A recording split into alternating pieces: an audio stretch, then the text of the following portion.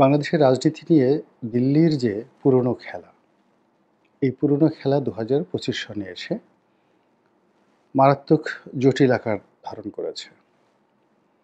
দিল্লি তার যে চাণক্য নীতি, এদেশের অর্থনীতি, এদেশের রাজনীতি এবং সর্বোপরি আমাদের যে দৈনন্দিন জীবনযাত্রা, প্রায় সব ক্ষেত্রে অনেকটা যাকে বলা হয় কচ্ছপ এর যে কামড়, সেই কচ্ছপের কামড়ের মতো তারা আমাদের সব কিছু টুটি চেপে ধরেছে।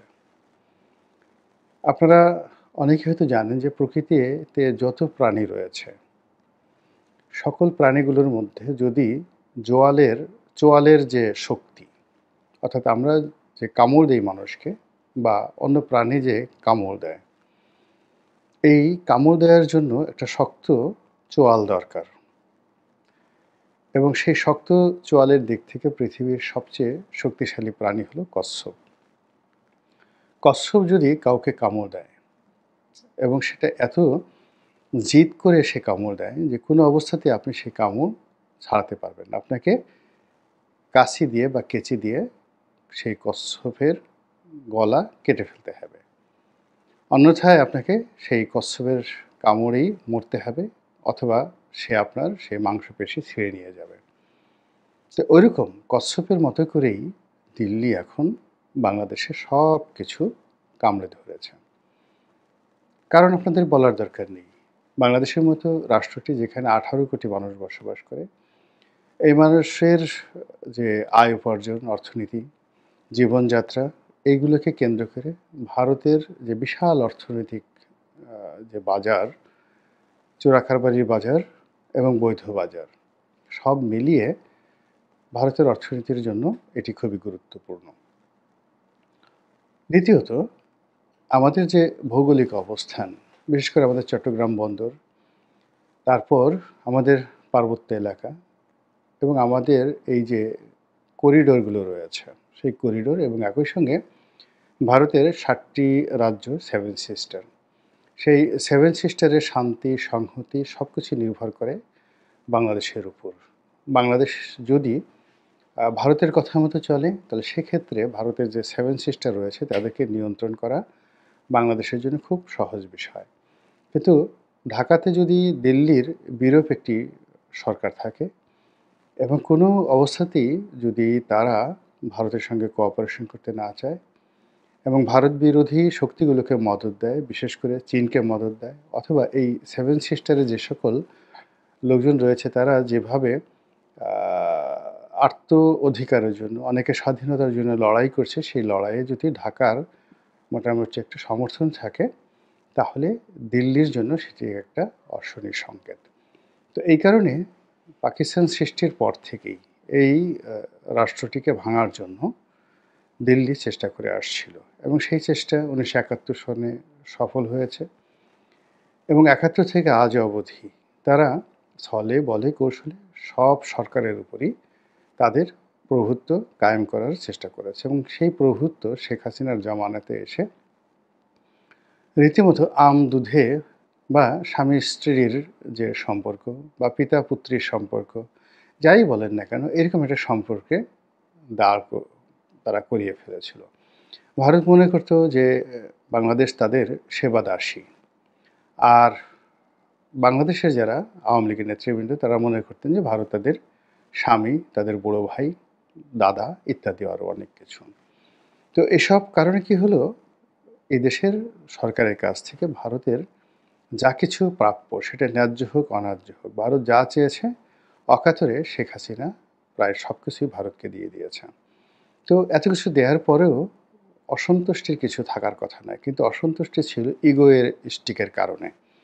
এর কারণ হলো শেখ হাসিনা মনে করতেন যে তিনি বঙ্গবন্ধু কন্যা, জাতির জনকের কন্যা।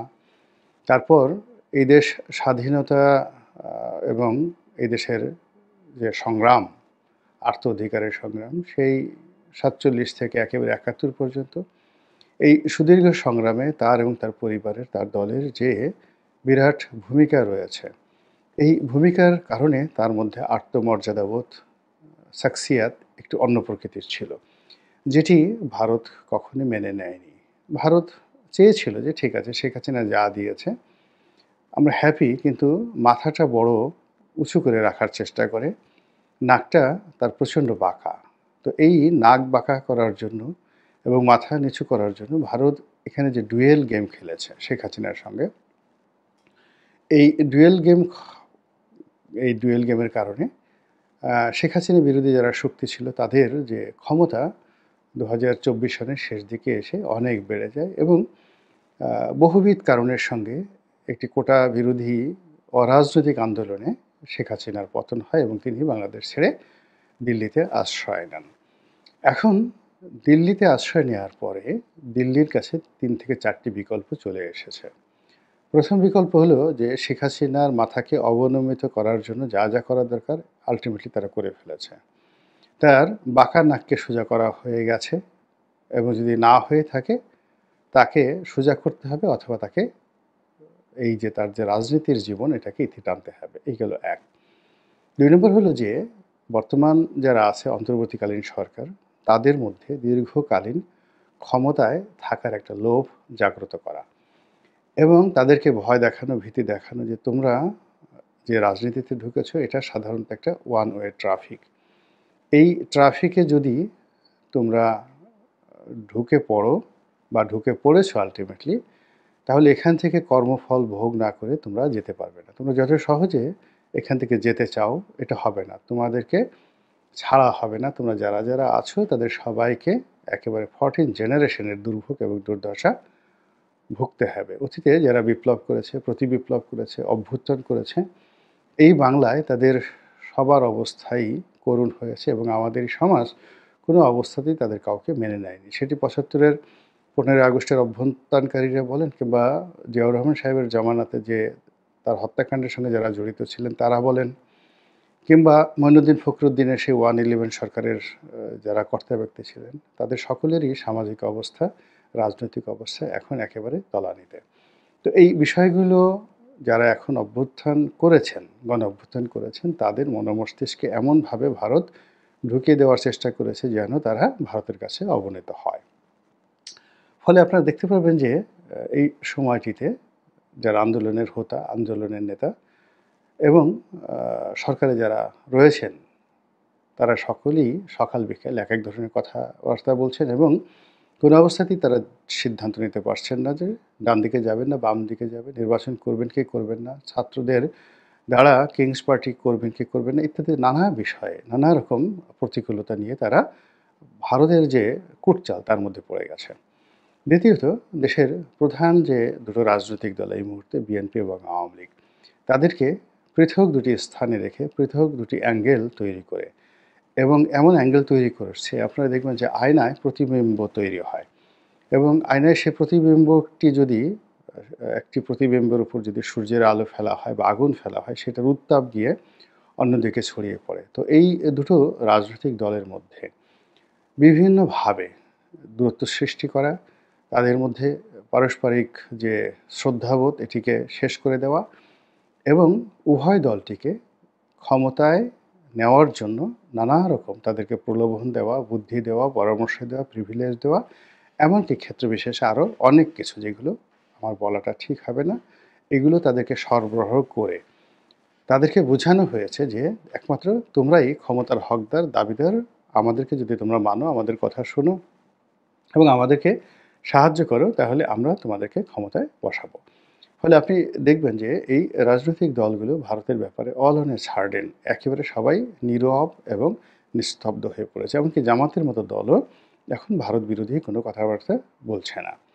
এরপর আমাদের যে আমলাতন্ত্র রয়েছে, মিলিটারি ব্যুরোক্রেসি, সিভিল ব্যুরোক্রেসি এবং তাদেরকে অনেকটা নির্বিষ, নির্জীব, অনেকটা অথর্ব করে দেওয়া হয়েছে সাধ্যমতো, যে যেখানে পেরেছে সেভাবেই, এবং যাতে করে রাষ্ট্রীয় কর্মে প্রচণ্ড অস্থিরতা আসে, রাষ্ট্রীয় কর্মে অচল অবস্থার সৃষ্টি হয় এবং জনগণের যে ধৈর্য সেটা ধৈর্যচ্যুতি ঘটে।